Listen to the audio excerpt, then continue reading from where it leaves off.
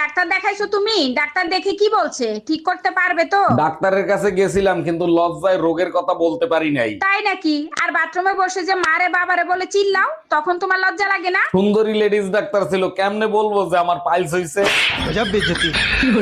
এই শোনো না, আজকে অনেক কষ্ট হয়ে গেছে, রান্নাঘরে অনেক থাল বাসন জমা হয়ে গেছে, একটু ধুয়ে দিবা? আমি মেয়ে ছেলে না, আমি পুরুষ মানুষ। এমন কাজের কথা বলবা যেটা পুরুষ মানুষরা করে। আচ্ছা তাই নাকি? তাইলে এক কাজ করো, 2 ভরি সোনা দিয়ে আমার জন্য একটা হার বানায় নিয়ে আসো। আচ্ছা শোনো, থাল বাসন ধোয়া হয়ে গেলে অন্য কোনো কাজ থাকলে বলেও করে দিব। আজকে রাত্রে কিন্তু না করতে পারবে না, তুমি 1 সপ্তাহ ধরে আমার না করতেছো।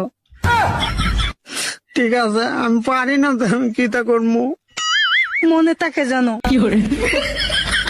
এই বাইরে অনেক বৃষ্টি হচ্ছে, চলো না দুজনে মিলে বৃষ্টিতে ভিজি। তুমি যাও, আমার মরার শখ নাই। দেখো না বৃষ্টির সাথে বিদ্যুৎ চমকাচ্ছে।